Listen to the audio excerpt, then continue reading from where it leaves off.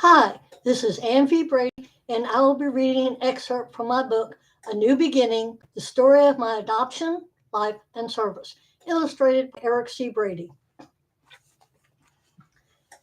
After 4 weeks, I was ready to go back to work. My first day back, I felt a little shaken. I was wondering if I had come back too soon.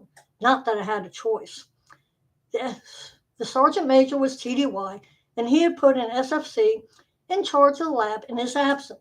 Sergeant First Class told me I was assigned to the phlebotomy room. I wasn't sure I was ready to be around people. I asked if he could assign me to the urinalysis lab. He told me no, that I should have taken more leave if I wasn't ready to work. He didn't realize I wasn't allowed to take any more leave, or I would have. I did better than expected and was able to hold my own. The following week, the desk SFC informed me that I was assigned to draw blood from newborn infants. I looked at him and said, "You realize that I just lost my daughter and you're asking me to draw blood from newborn babies?" He apologized and said he forgot. Then he assigned me to draw blood from the mothers on the maternity ward. The thing I found hard was when someone came up to me and asked, "How is the baby?" I then had to explain that our daughter had been stillborn. That made it awkward for them and me.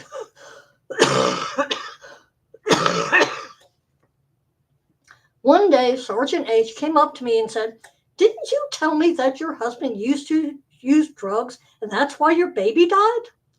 I was floored that he had had the nerve to say something like that to me. I told Sergeant H, "You must have me confused with someone else. I've never said anything like that to you." When the sergeant major came back from TDY, I made an appointment to see him. I complained to the sergeant major about his replacement and the way he treated me. He apologized and said he talked to him when he found out what he did. I also told him about Sergeant H and his actions, about Sergeant H staring at me, and the last thing he said to me about it. Sergeant Major told me he was sorry about that, but that boys will be boys.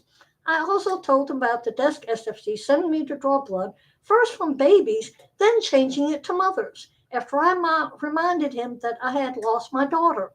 The sergeant major assured me that he would talk to him. I went to talk to Joyce about Sergeant H. I told her to be careful about what she told Sergeant H.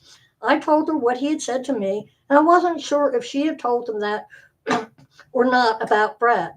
She said she would watch what she said.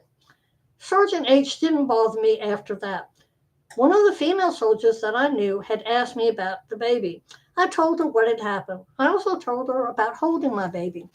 She confided in me that she had a miscarriage and wished that she had seen her baby. She said at the time it didn't affect her until the original due date came up. She said it hit her hard, and that if she had seen her child, maybe it wouldn't have hit her so hard. The Catholic chaplain called Ed and I. He asked if we would like him to hold a service for our daughter. We told him we would love it and set up a date and time. We let our friends and coworkers know about the service. It was heartwarming to see all the people that attended the service for our daughter. Our doctor contacted Ed and me about the results of the autopsy of our daughter. He told us that the placenta was small and that there were dead spots in the placenta. They didn't know why. He also told us that what I thought was her heartbeat was actually a thundering placenta. He said there was no way for us to tell the difference between the two.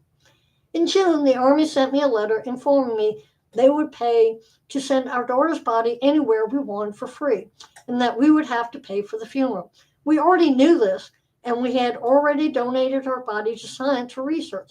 Besides, it was a little late considering that she died in April. I thought it was in poor taste, and it just opened the wounds again. I decided I would wait 4 months before trying to get pregnant again. The doctor suggested waiting 6 months. I decided on 4 months because I didn't want to be 7 to 9 months pregnant during a hot Georgia summer. I went to I went to the dentist to request he take out my wisdom teeth. He x-rayed my teeth and found that my wisdom teeth were turning sideways in my gums and well on the way to becoming impacted. I had my wisdom teeth pulled, and he told me to eat only soft foods and liquids. He also gave me some pain medicine if I needed it. Next day, Ed and I took part in a fun autocross. There were several events, such as using a remote control car to run a mini autocross track. Each event had a winner. The, Another event was to back up your car without hitting the pylon as you backed up. At the end, each couple had to choose who got hit in the face with a shaving cream pie. Ed sacrificed himself, and I had to hit him with the pie. Down below are pictures of the first one is a white remote control car that we were using for the mini autocross. The next one was friends of ours, Winnie and her boyfriend, and he's steering the car, but he has a motorcycle helmet on. It made it difficult to do the autocross with the remote control car. And the last picture is me with a helmet on, and Ed, my husband Ed, with the shaving cream pie in his face. We're both wearing green shirts, and I've got white shorts on, and I've got a blue helmet on. Afterwards, we had food such as chips, pretzels, etc. I wasn't supposed to eat anything but soft food for a couple of days.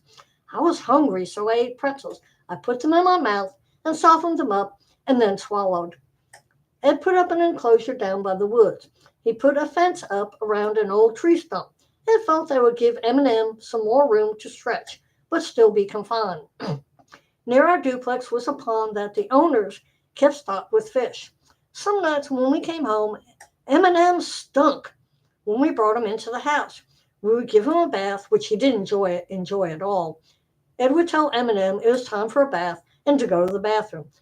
M&M would get down on the floor and low crawl towards the bathroom. When he reached our bedroom door, he would turn to go into the bedroom. Ed would say, "No, I said the bathroom." M&M would then crawl into the bathroom. Ed would fill up the bathtub and then put M&M in the tub. Ed used the shower head to wet M&M. Dog would shake and look upset. You would think he was being beaten. Ed would wash him, rinse him off, and towel dry him off. M&M would run himself on the carpet and run for the door to be let out while wet. We finally figured out that he was swimming in the pond when he escaped his pen. Smell was from the pond. One Saturday, Ed wanted to play with his new boat. The boat was operated by a remote control. While Ed and I were on the pond's pier playing with his boat, Ed saw M&M in someone else's yard. Ed called to M&M from the pier. M&M came to us but wouldn't go on the pier. Ed called M&M again. Finally, M&M came up to Ed on the pier. Ed picked M&M up and dropped him into the water. It surprised M&M and upset him. He swam to the shore, and we took him home and gave him another bath. Needless to say, M&M never went swimming in the pond again. I was transferred from the clinical lab to DCI, the Department of Clinical Investigations. It felt good to be back working in research. I was also selected to help monitor the APFT in October. All monitors and those giving the test had to do their APFT early. I was asked to monitor the runners. My job was to make sure no one cheated. There was a building that the runners had to run past which blocked the view of the runner. I had to make sure that they stayed on the track and were timely at running past the building. I saw a runner behind the building. I couldn't see him, and after a few moments, I knew something was wrong. I didn't know what. But he took too long, and I didn't see him come past the building. I went to the sergeant in charge of the APFT, informed him about the runner. I told them the runner was behind the building, and I was worried. They sent a monitor to check and see what was going on. They called the medics who were there on standby. There was a 50-year-old officer who had a heart attack while running behind the building. I had more problems with my knee. I had more problems with my knee and saw another orthopedist. He took x-rays and said he didn't see any problems. He also told me I had weird knees. I found out I was pregnant again. My doctor told me I had to take it easy as I was an at-risk pregnancy. Ed and I were excited about the news. In October, Ed went with the Augusta Auto Sports Car Club to Roadway Atlanta one weekend. Originally, I was going with him, but we decided I should stay home. Sometimes we had friends over to the house. We spent some weekends up in Ashland City, Tennessee, visiting Ed's parents, Don and Anita. Once we took Eminem with us. Most of the time, Sylvester T. Cat would hide, but Eminem saw him lying on the back of their sofa. When we got home, Eminem started laying on the back of the sofa. We had one couple. Eminem didn't like the man at all. The couple sat, we had over one couple. Eminem didn't like the man at all. The couple sat on the couch while we talked. Eminem climbed on the back of the sofa. He crawled behind the man and proceeded to breathe on the man's neck. The man moved to the floor. So Eminem moved to the sofa cushions and proceeded to breathe on the man's neck again. Man was annoyed and got angry. The couple ended up leaving because of our dog. Ed bought a used MGB rag top. It needed some work. It needed a new top because the old one was torn and hadn't been taken care of. Ed worked on it some. Ed wanted to see how the car ran, so he decided what he needed to fix to make the car run efficiently. It was a forest green with a black top. We decided to drive to the mall. It was late afternoon and it would be dark soon. As we were driving, it got darker, so Ed turned on the headlights. When we drove over a bump in the road, the lights went out. When we went over another bump in the road, the lights went back on. Also, the steering wheel was shaking violently. The car was unsafe to drive, so Ed decided to return home to see what was wrong with the car. The next day, Ed looked over the car, the steering wheel, the wiring, and the brakes. The steering wheel had one screw holding it in place. The wiring was shot and had to be replaced. We didn't drive the car again until it was completely fixed.